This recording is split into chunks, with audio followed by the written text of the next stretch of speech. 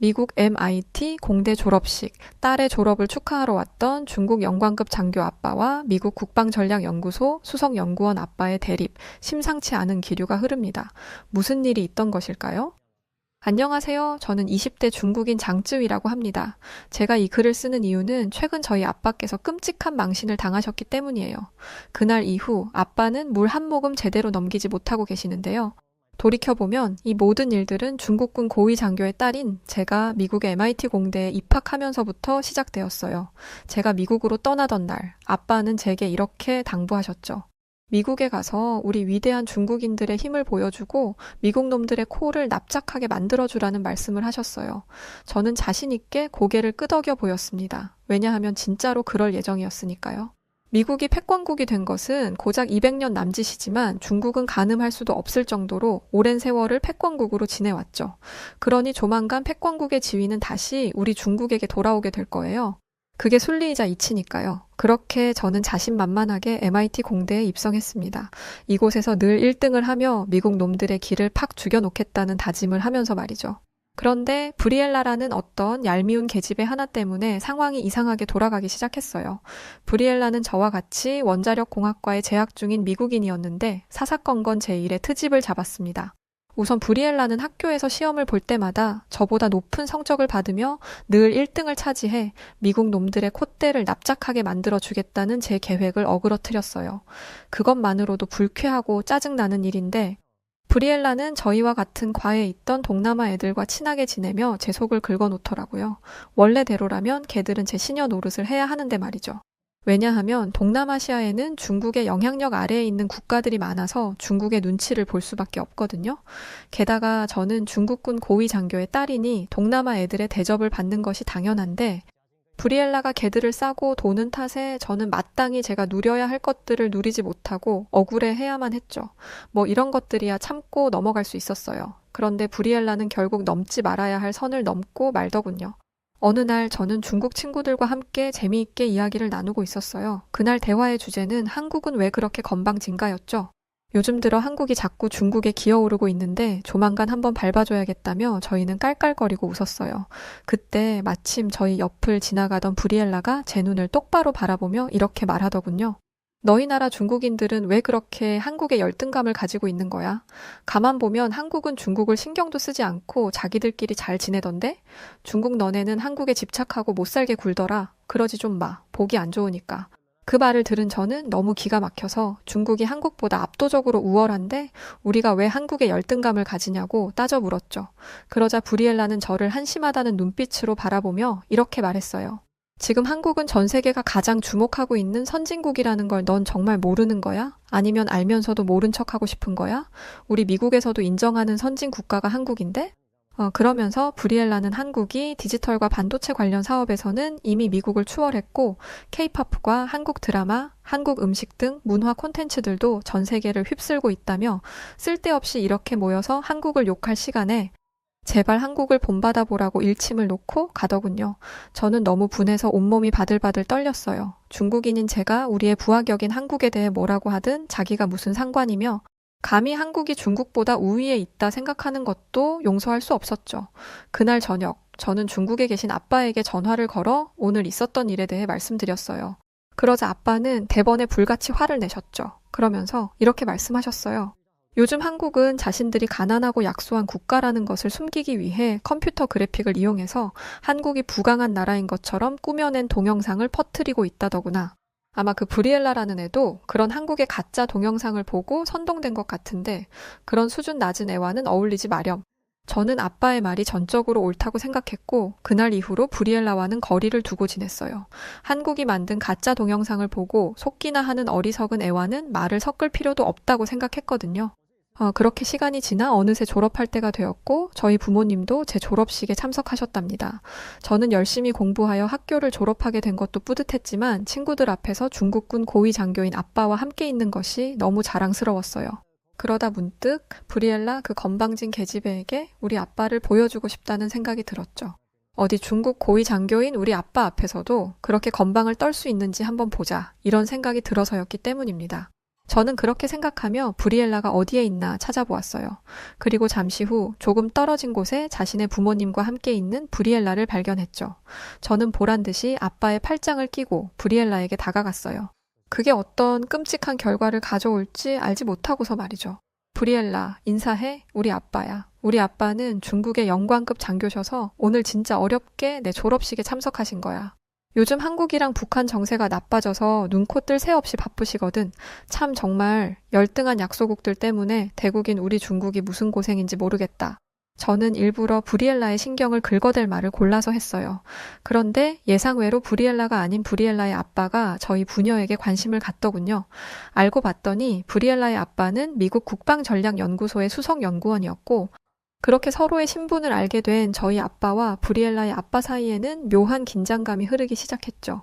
그 긴장을 먼저 깨트린 것은 저희 아빠였어요. 아빠는 군의 고위 장교답게 여유 있는 태도로 브리엘라의 아빠에게 이런 말을 건넸죠. 미국에서 한국을 핵무장시키겠다는 괜한 말을 꺼내는 바람에 요즘 한국 정세가 말이 아니에요. 북한은 한국이 핵무기를 개발하기 전에 선제 공격을 하는 것이 낫다며 들썩이고 있지. 한국은 핵무기를 만들겠다는 헛바람이 들어서 까불고 있지. 아주 혼란스럽기가 이루 말할 수 없을 정도입니다. 만약 한국에서 전쟁이 나면 우리 중국이 나서서 정리를 해주어야 할 게 뻔한데 이거 아주 피곤해지게 생겼어요.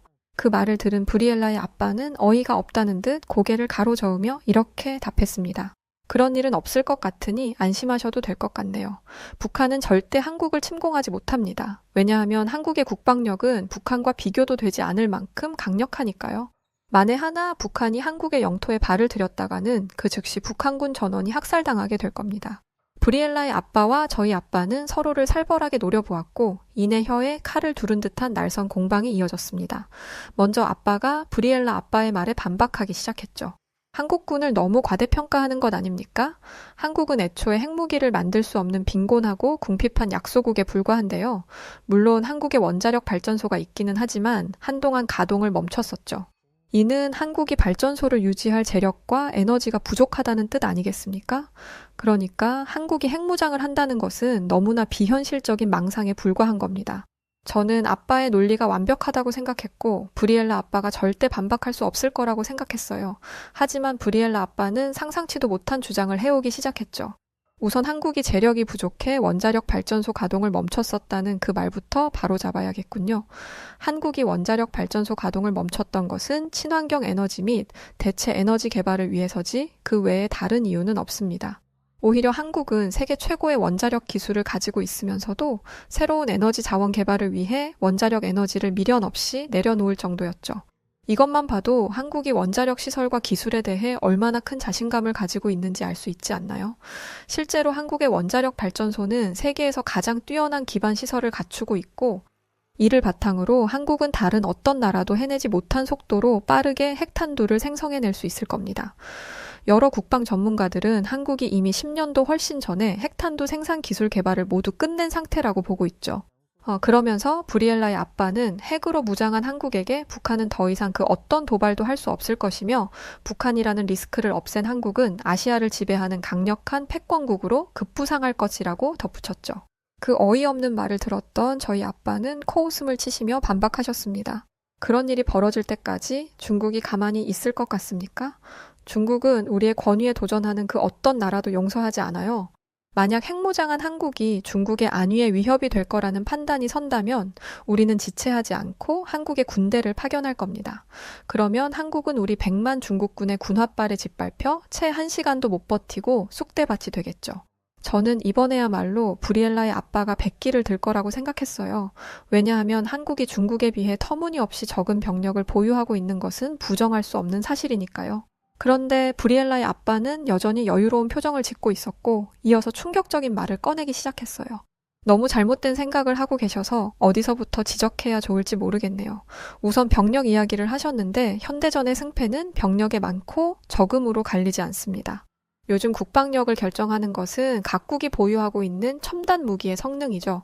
소총을 든 중국 육군 100명과 최신식 전투기인 F-35를 탄 한국 공군 1명이 전투를 벌인다고 가정해보죠. 과연 누가 승리할까요? 당연히 한국 공군 1명이 아주 가볍게 중국군을 이길 겁니다. 그 말을 듣고 분노하기 시작한 아빠는 얼굴이 찡그려지며 브리엘라 아빠를 향해 반박했습니다. 중국도 최신식 첨단 무기를 자체 생산하고 있습니다. 심지어 우리는 다른 나라들에 우리가 만든 무기들을 수출하고 있다고요. 우리는 병력으로도 군사 기술로도 한국보다 훨씬 우월하다는 말입니다. 한국이 중국을 상대로 전쟁에서 승리한다니 그런 말 같지도 않은 소리 떠들지 말고 연구소에 가서 공부나 더 하세요. 아빠의 서슬퍼런 경고에도 불구하고 브리엘라 아빠는 태연한 얼굴을 하고 있었어요. 그 얄미운 태도는 브리엘라와 꼭 닮았더군요. 이어지는 브리엘라 아빠의 반박은 저희 부녀의 뒷목을 잡게 만들었습니다. 중국산 무기라 그 말을 먼저 꺼내실 줄은 몰랐네요. 저라면 창피해서 언급도 하기 싫을 것 같은데 말이죠. 솔직히 중국군에 몸담고 계시니까 그쪽이 제일 잘 알지 않나요? 중국산 무기는 싸구려에 불과하다는 걸요. 브리엘라 아빠의 말에 저희 아빠는 거품을 물고 쓰러지려 하셨고 그러거나 말거나 브리엘라 아빠는 중국산 무기에 대한 조롱을 이어갔어요. 중국이 만든 무기들은 일회용품 같은 거라서 한번 쓰면 버려야 하는 수준인 거 알만한 사람들은 다 압니다. 반면에 한국이 생산하는 무기들은 품질이 매우 우수하죠. 한국의 주요 수출품인 K9 자주포는 말할 것도 없고 자체 개발한 미사일들은 압도적인 속도, 초소형 슈퍼컴퓨터 탑재, 핵탄두 융합 기술 적용 등 획기적인 성능을 가지고 있어 전 세계로부터 각광받고 있어요. 게다가 한국은 풍부한 재원과 뛰어난 기술력을 바탕으로 핵무장 승인만 떨어지면 언제든지 핵무기를 생산해낼 능력도 있죠. 그러면 유사시 그 핵무기들이 중국 본토로 날아갈 텐데 이래도 한국이 중국과의 전쟁에서 승리할 거라는 제 예측이 틀렸다고 보십니까? 그러자 저희 아빠는 얼굴 만면에 비웃음을 지으며 브리엘라 아빠를 향해 이렇게 말했어요. 그래봤자 그건 다 가정일 뿐이지 않습니까? 어차피 지금 한국은 핵무기 하나 없는 신세이고 반면에 우리 중국은 수많은 핵무기를 가지고 있는 것이 현실이죠. 한국이 만든 무기들이 얼마나 뛰어나든 한국이 핵무기를 만들 수 있는 기술을 가지고 있든 말든 다 상관없다는 말입니다. 실제로 다량의 핵무기를 가지고 있는 것은 우리 중국이니까요. 만약 중국과 한국 사이에 전쟁이 벌어졌을 때 중국이 핵무기를 카드로 쓴다면 한국이 뭘 할 수 있겠습니까? 살고 싶으면 중국 발 아래 엎드려 싹싹 비는 수밖에 없을 겁니다. 저는 아빠의 말에 어깨가 쫙 펴지는 기분이었어요. 강력한 국방력을 가진 국가의 국민이라는 게 참 자랑스럽고 좋더군요. 그렇게 우리 중국에 대한 자부심을 느끼고 있는데 브리엘라 아빠가 찬물을 끼얹는 소리를 하기 시작했습니다. 그 중국의 핵무기 말입니다. 근데 그거 제대로 작동하기는 하나요? 최근 우리 국방부 자료에 따르면 중국 핵무기는 대부분이 불량품이라던데요? 그 말에 저희 아빠는 당장이라도 브리엘라 아빠에게 달려들 태세였고 브리엘라 아빠는 뭘 그렇게 격하게 반응하시냐며 아무래도 틀리지 않는 말이니까 그런가 봅니다. 라며 여유 있는 모습을 보였죠. 브리엘라 아빠가 그렇게 나오자 저희 아빠는 울며 겨자 먹기로 분노를 삼킬 수밖에 없었어요. 그리고는 점잖게 중국의 핵무기는 잘 작동하고 있으니까 그런 막말은 삼가해 주시죠 라고 경고했죠. 그러자 브리엘라 아빠는 대수롭지도 않다는 듯 어깨를 한번 으쓱이더니 다시 말을 이어가기 시작했어요. 그럼 중국의 핵무기가 불량이 아니라고 치고 한국과 중국의 전쟁 상황을 예측해볼까요? 그쪽은 중국이 핵무기를 가지고 있으니 전쟁에서 한국이 절대적으로 불리할 거라고 생각하시는 것 같은데 미안하지만 한국은 핵무기가 없어도 중국을 이길 수 있습니다. 왜냐하면 한국은 핵무기를 무력화시킬 수 있는 무기, EMP를 만들어냈거든요. EMP는 전자장비와 레이더 시스템을 먹통으로 만들어버리는 강력한 무기로 작게는 정찰 드론부터 크게는 적의 지휘 통제소까지 한 방에 무력화시킬 수 있습니다. 정찰을 할 수 없으니 한국군의 움직임을 예측할 수 없을 테고 지휘 통제소로부터 명령을 하달받을 수 없으니 중국군은 우왕좌왕하게 되겠죠. 그 틈에 한국의 최신식 미사일을 탑재한 전투기가 기습을 가한다면 중국은 손 한번 써보지 못하고 처참하게 패망할 것입니다. 아빠는 불쾌한 표정을 숨기지 않으며 당신도 한국이 만든 가짜 동영상을 보고 한국이 우수한 국가라고 선동당해서 이러는 거 다 안다고 소리를 치셨어요. 그러시면서 우리 중러와 북한까지 밀고 들어간다면 당신 나라 미국과 한국 정도는 전쟁 발발 단 하루면 불바다를 만들어버릴 수 있을 거라며 고작 한국 따위를 그렇게 두둔하는 걸 보니 미국도 말 다 했다며 받아치셨죠. 그러자 브리엘라 아빠는 그런 말은 난생 처음 듣는다는 표정을 짓더니 대체 그게 무슨 말이냐고 물었죠. 그러자 아빠는 답답한지 주먹으로 가슴을 쾅쾅 치며 이렇게 답하셨어요. 한국의 실체는 땅바닥에 붙어 빌빌거리고 살아가는 가난한 국가란 말입니다. 실제 한국은 노숙자들이 길거리에 널려 있고 갱들이 무리지어 다니며 돈 있는 사람들을 상대로 범죄를 벌이는 등 아주 무법천지를 만들고 있다고요. 그런데 한국은 컴퓨터 그래픽을 이용해서 마치 선진국처럼 발전된 한국을 만들어냈고 그 동영상을 전 세계에 퍼뜨리며 사람들을 속이고 있다고요. 그런 줄도 모르고 당신 같은 외국인들은 한국이 엄청 대단한 나라인 줄 알고 핵무장 승인까지 해주려 하고 있죠. 그게 무슨 정신 나간 짓입니까? 한국은 어차피 돈이 없어서 핵무기를 만들 수도 없다고요. 아빠의 절규를 가만히 듣고 있던 브리엘라 아빠는 한숨을 푹 쉬더니 이렇게 말했습니다. 저보고 선동을 당했다고 하셨죠? 하지만 진짜 선동을 당하고 있는 것은 당신 같은 중국인들입니다. 중국 정부는 자기들의 장기 집권을 정당화하기 위해서 또 억지로 이어 붙여놓은 소수 민족들이 탈주하지 못하게 하기 위해서 주변국을 폄훼하고 중국만이 위대하다고 국민들을 쇠뇌시키고 있죠. 제 말이 믿기지 않는다면 여기 미국 컴퓨터로 인터넷 검색을 해보세요. 지금까지 중국 정부가 의도적으로 감춰서 당신들이 몰랐던 정보들이 아주 많이 보일 겁니다. 아빠와 저는 그 말을 듣고 너무 당황스러워서 입술이 덜덜 떨려올 지경이었어요. 브리엘라 아빠가 하는 말들은 지금껏 저희 중국인들이 살아온 세상을 모조리 부정하는 말들이었고, 그건 다시 말해 저희가 국가에 대해 가졌던 자부심과 긍지도 다 가짜였다는 말이었으니까요. 결국 저희 아빠는 고개를 절레절레 저으며 이 상황을 부정하기 시작하셨죠. 다 거짓말이야. 한국은 예전부터 우리 중국의 속국에 불과하다고, 미국이 중국의 허락도 받지 않고 한국을 마음대로 핵무장시키는 건 내정 간섭이라고, 그런 건 있을 수 없는 일이야. 그리고 어차피 한국은 핵무기 감당 못해. 한국은 우리 중국이 보호해줘야 하는 나약하고 보잘것없는 소국에 불과하니까. 그렇게 소리치는 아빠의 목소리에서는 어쩐지 광기도 느껴지는 듯 했어요. 필사적으로 현실을 부정하려 몸부림치는 아빠를 보며 저는 당장이라도 눈물이 터져 나올 것 같았죠. 하지만 브리엘라 아빠는 잔인하게도 저희 아빠의 말에 따박따박 팩트를 이야기하며 좌절감을 주는 것에 멈추지 않았어요. 당신 진심으로 한국이 보잘것없는 소국이라고 그렇게 생각하는 겁니까? 만약 다른 중국인들도 그렇게 생각하고 있다면 중국인들의 수준이 그것밖에 되지 않는다는 것이니 정말 실망스럽네요. 아무리 그래도 중국인들과 정상적인 대화는 될 줄 알았는데 이렇게 상식이 없어서야. 자, 이제부터 진짜 현실을 알려줄 테니 귀 열고 똑바로 들으세요. 한국은 중국의 보호를 받아야 하는 작은 나라가 아닙니다. 일단 우리 미국의 위대한 동맹국이자 오히려 중국이 한국의 비위를 맞춰줘야 하죠. 왜냐하면 자칫 한국의 심기가 뒤틀려서 중국과 무역을 단절하게 되면 중국은 경제에 심각한 타격을 받게 되거든요.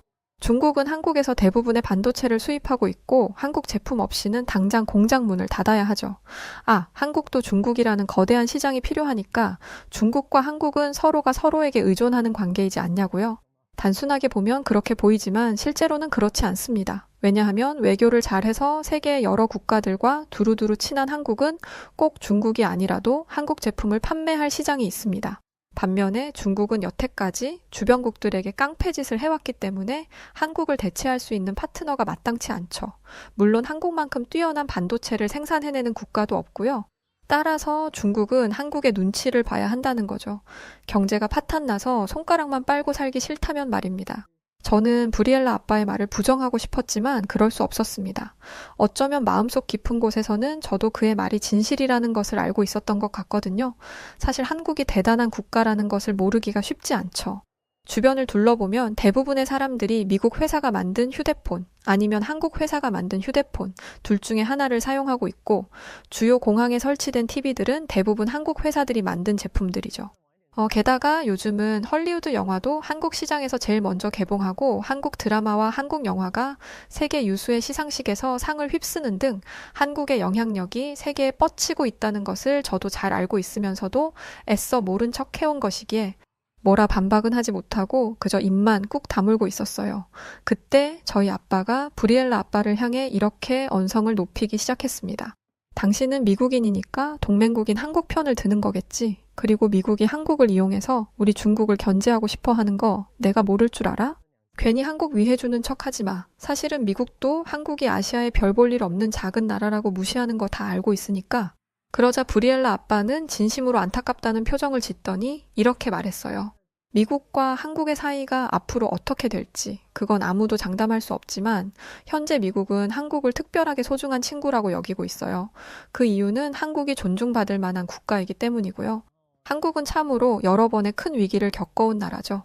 타국이 침략해온 전쟁들, 일제강점기, 전 국토를 황폐화시킨 한국전쟁, IMF, 최근에는 팬데믹까지 다른 나라 같았으면 한 번만 겪어도 무너졌을 위기를 수도 없이 겪으면서도 끝까지 버텨내 결국 저 높은 곳까지 비상한 나라, 그게 바로 한국이에요. 여기엔 한국인들이 가지고 있는 국가에 대한 애정, 단합력, 창의성, 뛰어난 지능과 같은 요소들이 큰 작용을 했고, 이건 국방력이나 경제 수치로 나타낼 수도 없는 엄청난 가치이자 한국이 가지고 있는 숨겨진 힘이죠. 아까 미국이 한국 편을 든다고 했나요? 이렇게 훌륭한 발자취를 남겨온 친구를 어떻게 편들지 않을 수 있을까요? 반면에 중국은 어땠죠? 한국이 겪은 위기를 단 한 차례라도 겪은 적이 있나요? 아니, 오히려 중국은 타국의 문제를 일으키며 지내오지 않았나요? 그런 중국이 감히 한국을 무시한다는 게 나는 정말 이해가 되지 않네요. 브리엘라 아빠의 말이 끝났을 때 저는 너무 부끄러워서 어딘가로 숨고 싶은 심정이었어요. 그래서 아빠의 손을 잡아당기며 이제 그만 가자고 조용히 말했죠. 더 이야기를 해봐야 좋을 게 없을 것 같다는 생각이 들었거든요. 하지만 아빠는 고집스럽게도 그 자리를 떠나지 않았어요. 이대로 가면 지는 것이라며 어떻게든 브리엘라 아빠에게 한 방을 먹이고 싶어 하셨죠. 뭐라고 하면 좋을까 궁리를 하던 아빠는 결국 최악의 수를 두고 말았는데, 그건 바로 우리 중국인들이 가지고 있는 마지막 카드처럼 말도 안 되는 억지를 부리는 것이었어요.